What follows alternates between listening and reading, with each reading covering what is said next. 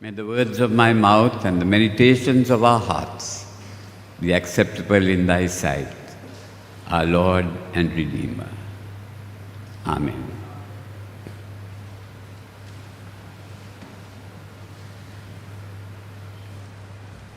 One Corinthians chapter 15 is a chapter when Paul writes about the resurrection of Christ and the resurrection of believers. Whether in Corinth or in Colombo, people ask questions about life after death.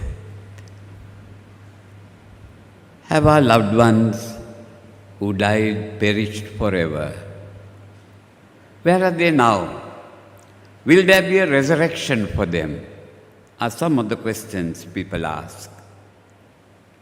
Paul begins this chapter by reminding his readers what the gospel is. In verse 2, he says, "By the gospel you are saved if you hold firmly to the word I preach to you." It is not enough, he says, to believe in Christ in a superficial way. He died and rose again. And when we believe in him, we must put our faith into action. We must obey him and submit to his lordship.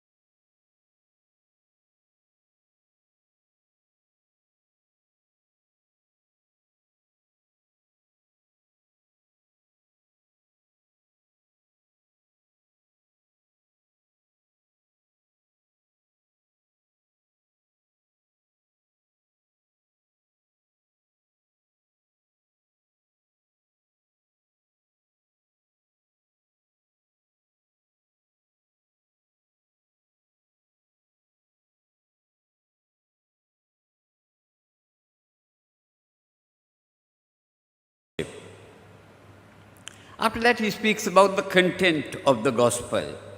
This is a gospel that was received and passed on. It came through the apostles. It came directly sometimes to Paul. He says that he received revelations, but it came. And this is the orthodox gospel. And what does he say? The gospel is that Jesus Christ died for our sins. He was not just crucified by evil men, and he was helpless to defend himself. He was not just a martyr who was executed for being a threat to the powers that be. He died voluntarily for our sin. He bore the punishment that a righteous God demands for sin. He is able, therefore, to forgive us our sins. He died voluntarily for sin. Sin separates us from holy God.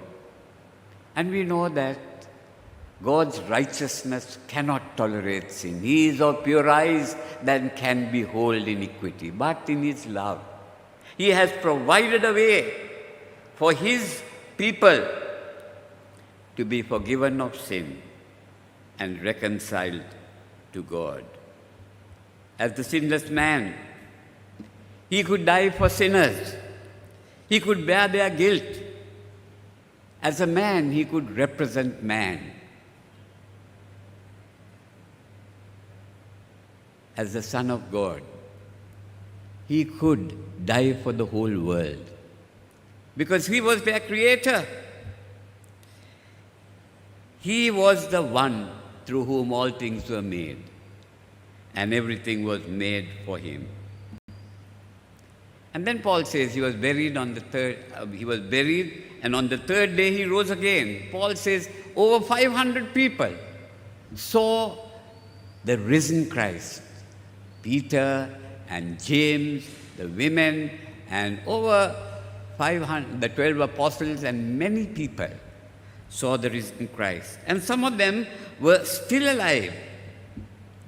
They could discredit the evidence that was presented for the resurrection of Jesus Christ. And then lastly, Paul says, the risen Christ appeared to him. I was like one who was abnormally born. The Greek word used is almost as if he was born out of a miscarriage, like a child being aborted before the due time. It was an unexpected event that changed his life and brought him salvation as he encountered the living Christ. In Paul's humility, he says, I am the least of the apostles because I once persecuted the church, but by God's grace, the one-time persecutor has become one of the greatest champions of the church. He who imprisoned Christians has now liberated those who are enslaved to sin. And what was his response to this change in him? He worked harder than all the others, and his work bore much fruit. But he attributes it all to the grace of God, not to his cleverness, not to his eloquence, not to his greatness. God's unmerited favor towards sinners, God's riches in Christ's expense to those who don't deserve it. That is what grace is. We Christians have received salvation by God's grace. We know the living Christ. We know the hope he gives. What is our response to his grace?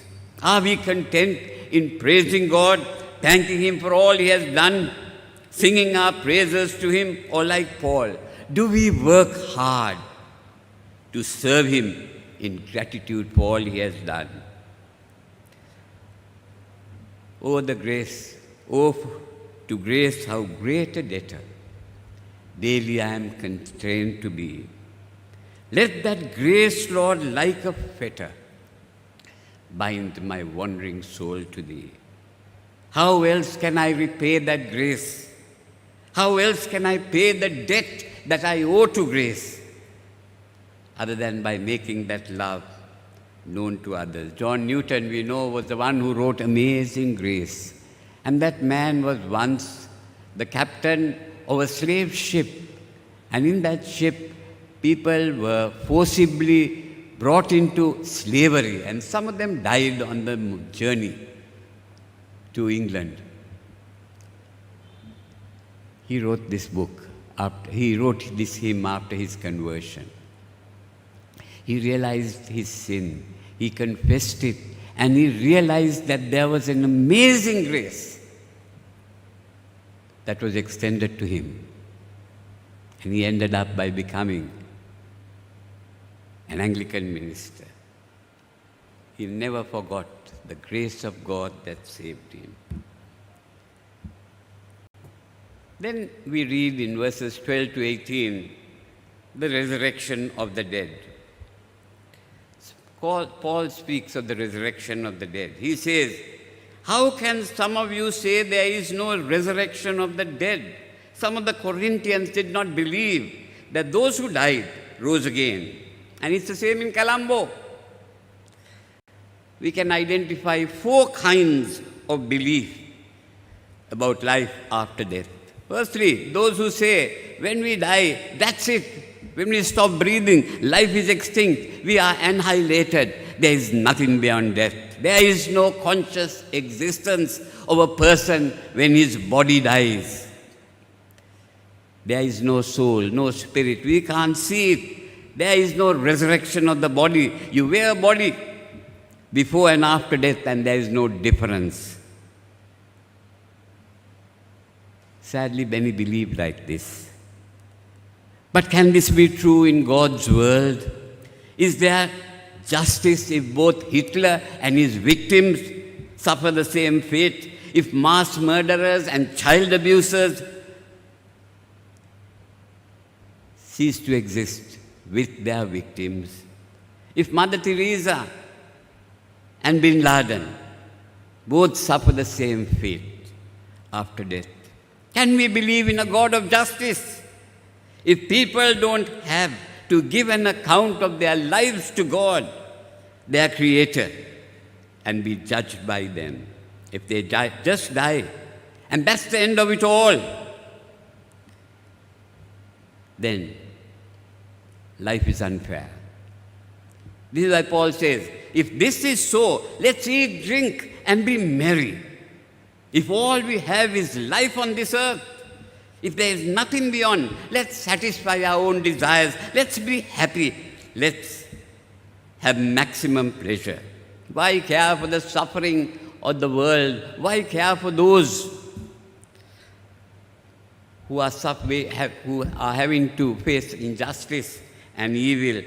Let's enjoy ourselves and live our lives and enjoy the good things of life.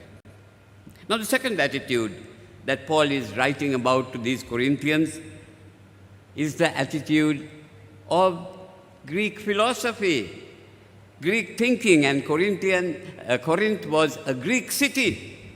They believed that the body has no value. Real life is in the soul, which is immortal. The body was just a cage that imprisoned the soul. At death, this useless body is discarded, and the soul is freed from its imprisonment and released to a better life. They could not believe in the resurrection of the body. The body is needed only as a temporary cover for the soul. Paul, in no uncertain terms, says Christ has been raised bodily, and so will those who believe in him. Now, the third and fourth beliefs are mainly found among Christians. There are those who believe that when we die, life ceases, that there is no life outside the body, no disembodied souls and spirits. The brain is the seat of thought, emotion, and memory. When the brain ceases to function, it all ends.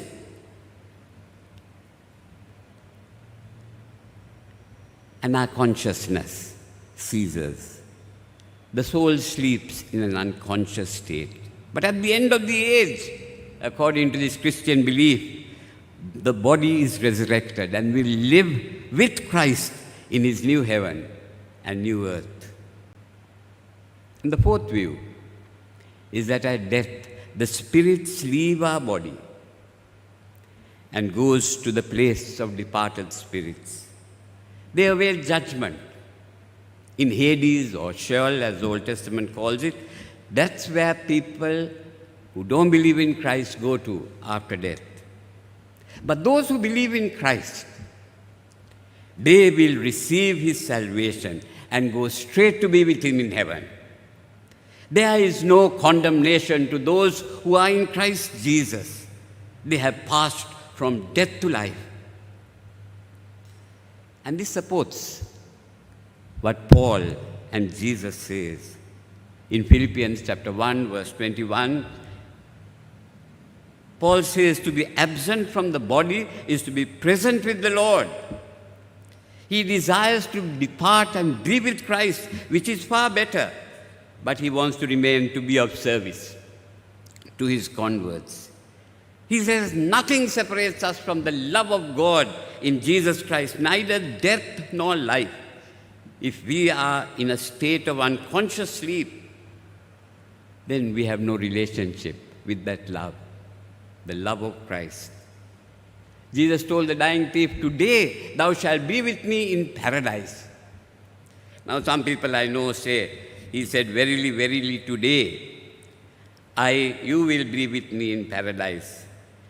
That today they put the comma after today. But that is not true. What comfort will the dying thief have if you told him, "Verily, verily, I say to you today, in 2000 years when I come again, you will be with me in paradise"? Or the parable of the rich man and Lazarus. The rich man goes into Hades and is in torment after death. and Lazarus goes to the righteous part of Hades and is in Abraham's bosom. That righteous part of Hades was opened to heaven after the resurrection of Jesus Christ. But till then, there was a righteous part in Hades, the paradise that this poor man Lazarus went to. So we see Jesus appearing to say in that parable that at death, the self, the spirit goes out and goes to be either in heaven after his resurrection or in Hades till the last judgment. Now, Jesus wouldn't have deliberate. I know it's a parable and we don't take every detail in a parable and try to get some truth out of it. There is a main message in a parable. But Jesus would not have deliberately created this story to mislead us about eternal life after death. The spirit, the seat of our emotions, our thoughts, our memories, goes at death to be with Christ. As Jesus said in John 15, don't let your heart be troubled. In my Father's house are many mansions. I go to prepare a place for you, that where I am, you may be also. I know a very clever doctor whose wife one day went to the toilet and never came out because she had something happened, and this doctor was very worried, and he broke open the door and went in to see his wife was on the ground. And being a doctor, he was able to say she had died. And he went and called his pastor, and his pastor came and prayed for this lady. And the lady revived, and life came back to her. And this lady said, I felt as if my spirit or something within me leaving the body. And I went up to the ceiling, and from there I saw the way you prayed, the way they were trying to massage my body and bring life back. And I said to God, oh God, I'm coming to you, Jesus, with my hands empty. I have done nothing for you. And she heard the voice of Jesus say, all right, go back and live for me and serve me. She went back into her body, and she knew that she had died and been resurrected. But the important thing is, here was a spirit that left the body, and there are many cases like this, who after clinical death, where the self or the spirit leaves the body, and they see all things that happen, both in their body, people working on their body, and outside in some other place. Yet this is not the end of Paul's theology. He speaks of life after death, but he also says at Christ's second coming, our bodies are resurrected. The spirit of believers are united with new bodies, a resurrection body like Christ's. And this body is an eternal body. It's a body that is not subject to corruption. So whether you are cremated or buried, your body will either turn to ashes or dust. It does not matter. The second coming will recreate in your body whatever is left behind. Jesus will reconstitute your body, and you will have a resurrected body. Paul then says that the resurrection of Christ is inextricably connected to the resurrection of believers. If Jesus Christ rose again from the dead, he has defeated the powers of death, and we too can rise. If the dead do not rise, then Jesus Christ has not risen from the dead. Paul says, if Christ is not raised, our faith is in vain. we are still in our sins, and those who have died have perished. Bishop Robinson, one of the controversial Anglican bishops of about 20 or 30 years ago, in one of his books had said that one day, if they find the bones of Jesus Christ in some tomb in Jerusalem, his faith will not be shaken. But for Paul, the truth of the gospel is at stake, depending on whether Jesus rose again from the dead or not. It was the resurrection that proved that Jesus is the Son of God, and no one can defy the fact that he rose again from the dead and didn't die again.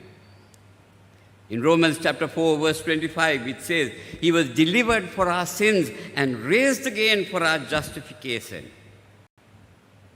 And then Paul goes on to say, if he did not rise again, sin has won the day.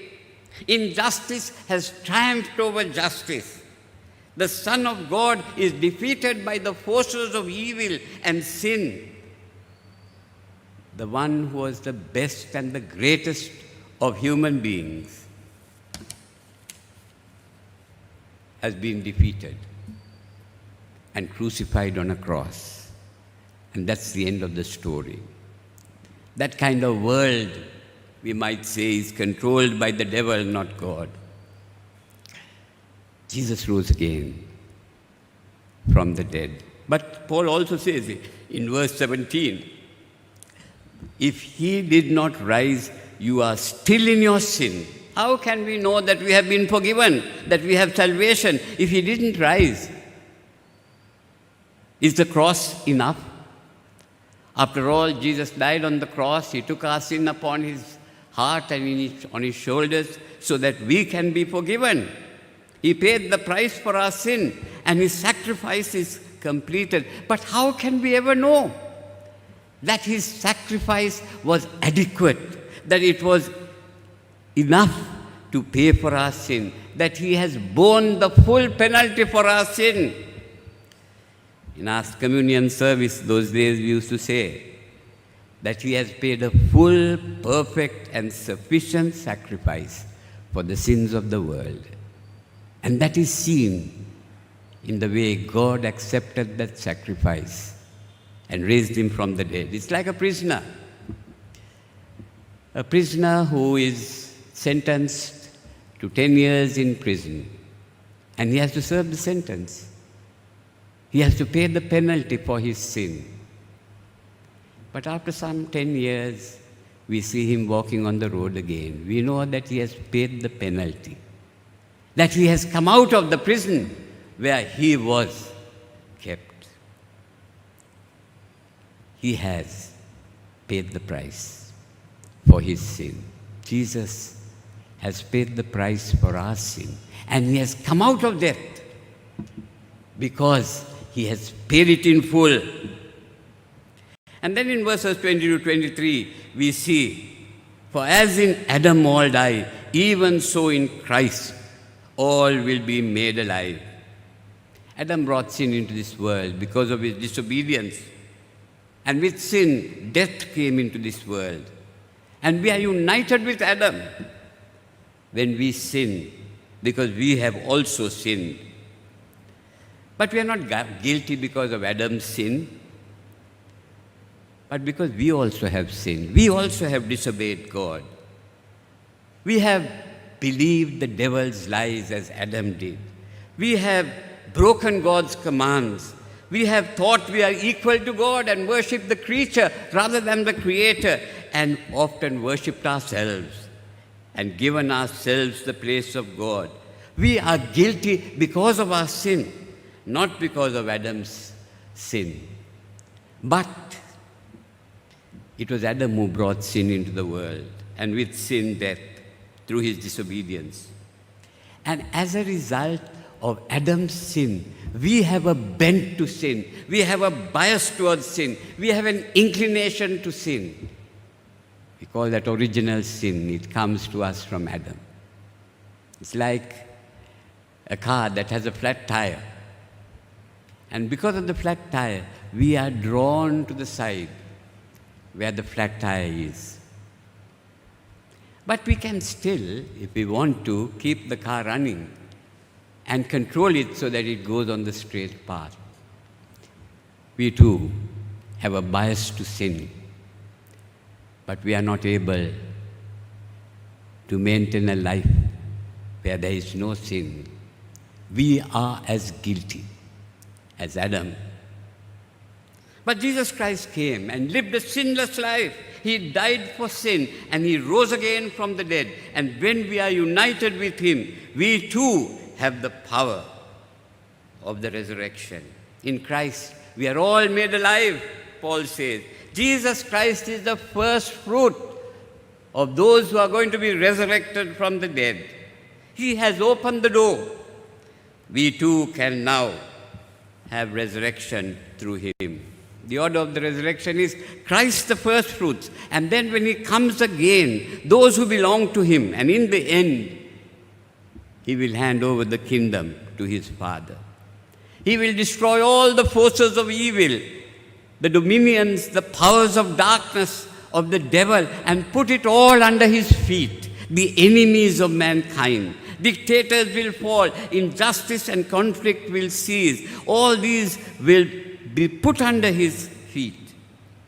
The dominion of sin will be broken and wars will cease. They will beat their swords into plowshares and their spears into pruning hooks. Nation will not rise up against nation, neither will they learn war anymore. And this place will be filled with the fullness of God, even as the waters cover the sea. Even the corruption of nature that caused so much disruption in our life, earthquakes, floods, pestilence, will cease. Nature is now groaning because of the oppression of sin, but one day it will be restored to its perfect state that God made it to be when He first created it. Even the hierarchy in the animal world, where the powerful prey on the weak, will come to an end. And the lion will lie down with a lamb, and a little child will lead them. There will be streams in the desert, and barren fields will become fertile, because Jesus will be the King of Kings. His reign will be there forever. The citadels of Satan will be destroyed, and earth will return to its original perfection. Now people think that this world came into being through a big bang that took place millions of years ago. I don't know how God created the earth, but I know that it was God who was behind the creation of this world. He may have used a big bang, but we don't know. But the world will not end with a big bang. Neither meteorites colliding with this world, nor nuclear war will bring an end to this world. This is God's world. He has a plan and a destiny for this world. Jesus Christ will come again and reign and put all evil under His feet, and He will complete His kingdom. And even death, the last enemy in this world, will be defeated. Because of the resurrection, the death of man has been defeated. Next week, we will talk a bit about the nature of man's resurrection when he comes again. But today, I want to leave this question with you. He is coming again. Will we be ready when He comes? Jesus said, as in the days of Noah, people will be marrying and giving in marriage. They will be drinking and enjoying themselves. But then the flood comes and they will be destroyed because they didn't care about God. They were unprepared when the flood came. We too, will we be ready when Christ comes again? Oh, we have to do our work. We have to fulfill our responsibilities in this world. We have to look after our children. But is there room for God? Does He take the first place in our lives, or do we just give Him a small place? If we believe in eternal life after death, can we just be obsessed by the things of this world? Or will we focus on those things that are of eternal value? God and His kingdom, bending our knees to the King, Jesus Christ, doing everything according to His will. God uses the Bible uses the word fool on 2 occasions. God says, a fool has said in his heart that there is no God. As we look at the world, can we just say, there is no God? That's why people all over the world try to create their own gods, because the instinct for God is there in their hearts, and that has to be fulfilled. But also, He said, fool to a rich man, a wise man who had great investments. He thought deeply. He built barns and stored his wheat in those barns till the prices went up so that he can sell his wheat and become secure and make enough profits. His life was focused on his barns and his wheat and his harvests. And that's all he thought about. But death came in an unexpected moment, and he was not prepared for the life beyond. He went to eternity as a pauper. There was no wealth that he could take with him. Eternal life. There is an eternal kingdom that God is going to one day establish on earth. And Jesus will be the Lord. He will be the King of kings. And if we are to have that eternal dimension in our life, and not just be focused on the things of this world, the material things of this world, our families, our wealth, our education must all come under His lordship. He must be the Lord. He must take first place in our lives. And this is eternal life, to know God, to obey Him, and to live for Him. Then whenever He comes, whether at death or at the second coming, we will be ready. Let me close with just one small illustration. I once went to Arugam Bay just after the tsunami to see some of our church members there. And when I went, most of our church members had been saved during the tsunami period. And when the first wave came, they had climbed up a hill there, and they were up on that hill, and the first wave did not touch them. But there was one lady, she wasn't a member of our church, but she felt that she must go and collect her jewelry from her home. And she did that. She got down from that hill and went to collect this jewelry in her home, thinking that she will lose that jewelry. And then the second wave came, and she was carried away, and they found her body with all the jewelry in her hand. It was of no further use to her. Her focus had been on her jewelry rather than on protecting herself. And this can so often happen to us. Isn't that a parable of life?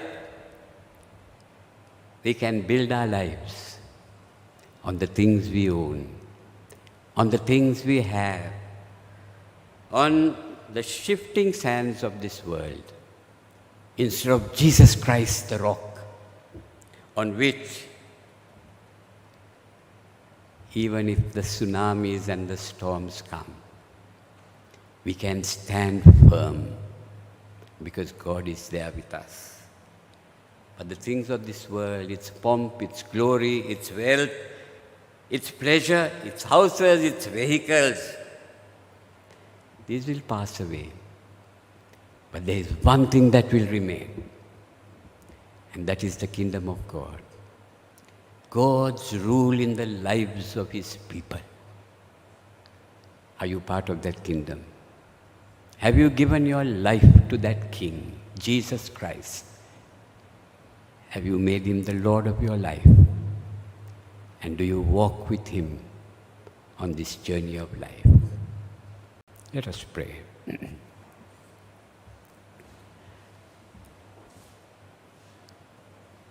Our gracious and loving Heavenly Father, we thank You for the hope You give us, that through Your death on the cross You died for our sin.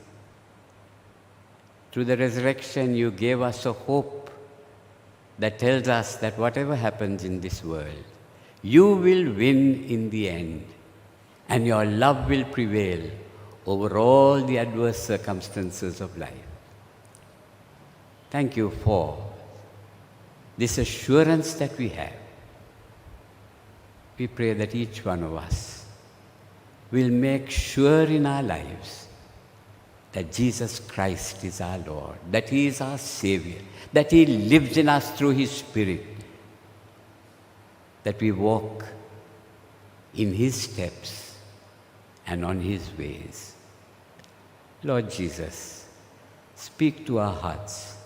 If there is anyone here who has not given his life to the Savior, who is still living his life on his or her own terms, Lord, may this be the day when You will speak to them and transform their lives so that they make You the Lord and Savior of their lives, so that they become children of God and enter the kingdom of God that will last forever.